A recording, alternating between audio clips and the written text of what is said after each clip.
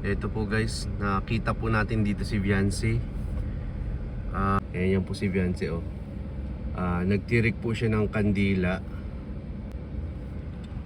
Ayan, paalis na po sila oh.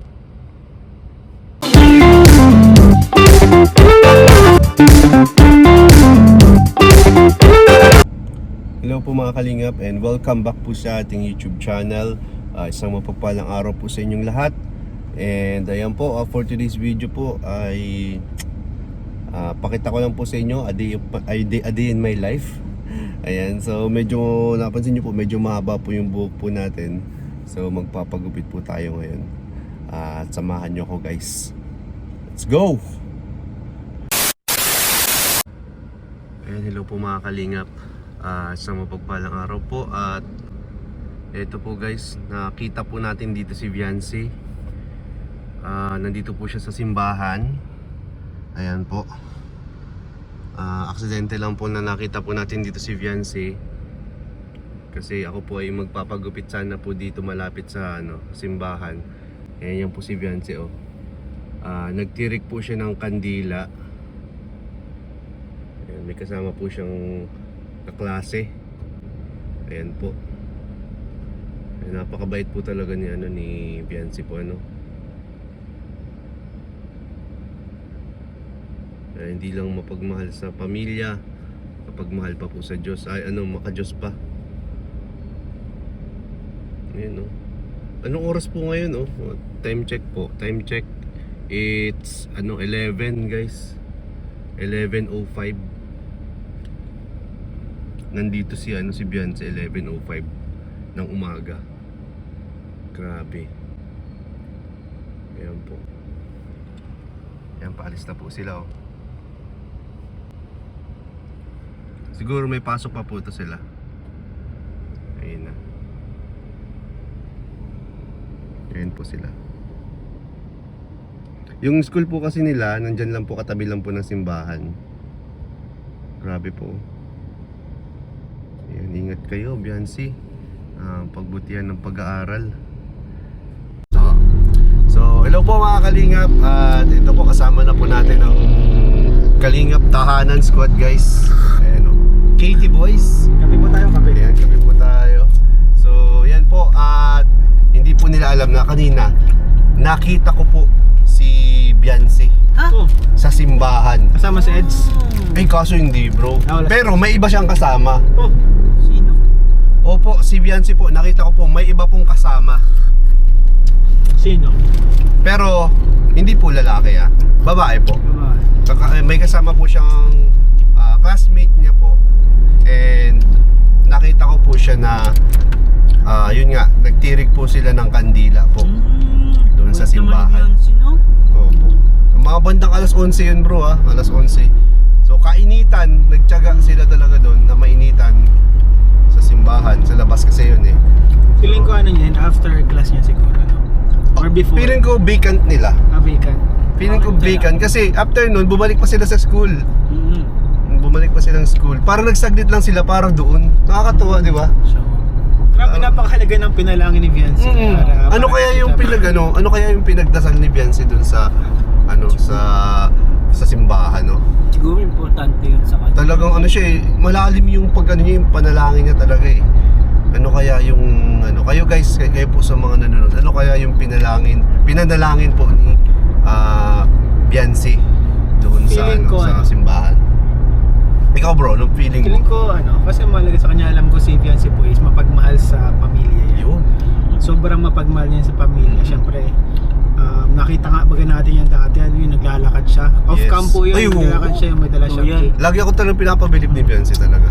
And yun nga, mapagmahal sa feeling ko about sa family, siguro about sa safety. Kung meron man silang pinagdadaanan inside family nila, baka pinag-pray niya kanina na Yes. okay. Or Pwedeng sa school, baka may exam sila, kaya bumalik sila sa school. Baka may exam siya. Bago mag-exam, nagpe-pray siya. Grabe, nakakabilib. yun lang talaga, wala na siya ibang pwedeng i-pray na iba. Kasi Edu, wala. Andiyan si Edu sa kanya, mahal siya. Andyan naman nasa kanya na Baka yung safety ni Eds kasi kasi laging nasa mission Diba? Pwede. Ikaw bro, anong palagay mo ang pinagdasal? family din niya. Family din. Kasi ano eh, alam naman natin na mapagmahal yan si Biancy sa family niya. Talagang ano, yung pagmamahal niya sa family niya ay nakakabilib. Yun, no? Nakakabilib yun. Sa isang tulad niya na yung mga bata ngayon, naging ano eh, di ba? Galit sa Oo. mga magulang. Oo, nagre-rebelde. Lagi nagtatampo, Diba? ganyan. Pero si Biancy, ano eh, yung nakita nga natin siya dati, yung may dala siyang cake pa kay Oo. papa niya. Grabe, tumatak Grabe. talaga Yun din, tumatak din yun sa akin kasi alam mo yun, parang ako palagi ko siya nakikita na may mga mga gandang deeds na ginagawa. Yes. Para sa- May mga puro good deeds yung nakita ko off cam Oo. sa kanya. Kaya mas natutuwa ako kasi yun, wala talagang walang nagsasabi sa kanya ganun ang gawin niya. No, walang camera na kailangan Out of pagmamahal niya talaga yun sa kanya. ibig sabihin Papa. yun ganun siya. Ganung tao talaga siya. Mas wala siya tinatago kasi ano Yun siya. yun siya Yun talaga siya. Kaya, nakakatuwa, nakita mo pa siya sa simbahan. Alam niyo yun, nung nakita ko siya, sabi ko, nakakatuwa. Sabi ko kasi, alam mo yung seryoso.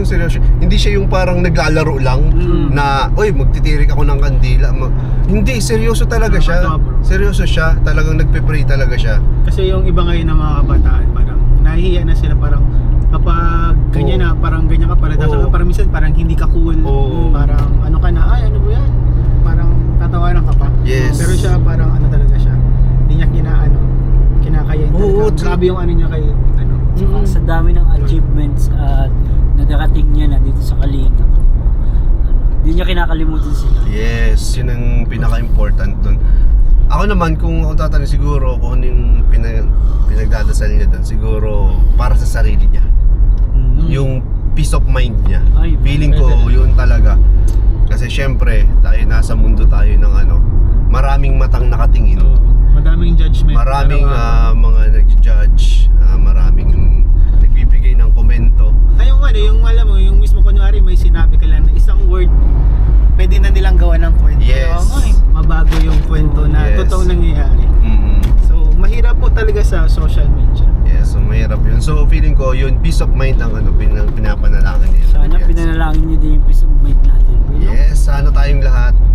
Sana tayong lahat. Kasi lahat tayo may pinagdadaanan na ganyan. May kanya-kanya Na hindi natin sinasabi or hindi Tama. natin Ito yan. sinishare sa iba. Ayan. Yung hindi mo ma-share, minsan gusto mong sabihin pero di mo rin Oo, ma-share. since hindi mo ma-share sa iba, syempre pagdadasal mo na lang. Oo. Kay Lord mo na lang Pinaka i-share. the best way, tama yung ginagawa ni Biancy, tama. Na kay Lord niya i-share yan. Kasi si Lord naghihintay lang naman yun na tawagin natin siya. Yes. Ito yan. Lagi siyang nandyan sa atin. Sana gayahin ng mga kabataan. Oo, Magandang example si Ben. magandang example talaga si Biancy po.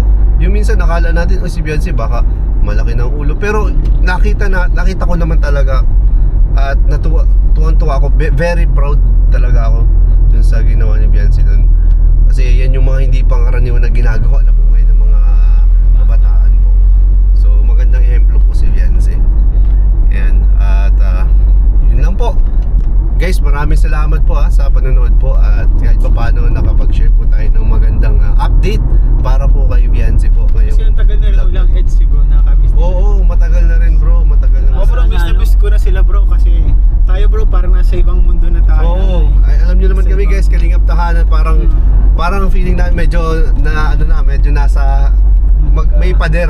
Parang may pader. Parang nasa kapitbahay. Oo, na parang kami, guys. magkapit-bahay na lang po Tayo tayo. kami kanya-kanyang mission. Opo, may Kanya-kanya sarili po na kami. tinutulungan. Opo. Ano ko din, wish ko din sana sa mga EDSI, supportahan din yung Kalingap Tahanan. Yan. Actually bro, ang dami ko nababasang EDSI sa comment Yes, section. salamat Kaya po. salamat sa mga EDSI supporters Opo. mo. Napakababait din yan mga EDSI supporters po Sana natin. lumawak pa ang ating pamilya. Mhm. At ang wish ko din bro, makasama natin sila dito. Yon, sana maka-guest po sila Biancy at si Sana si Sana si makakasama Edu. sila, Soon. Biancy.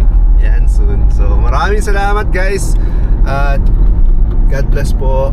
Thank God you bless po. you all po. Yan, subscribe niyo po ang aming channel sa Kalingap Tahanan. Syempre si Kalingap Rob, yung kanyang mga channel, Kalingap Ian, Kalingap David, and Kuya Nel. Ayan po, maraming salamat and bye-bye. God bless po. Babush.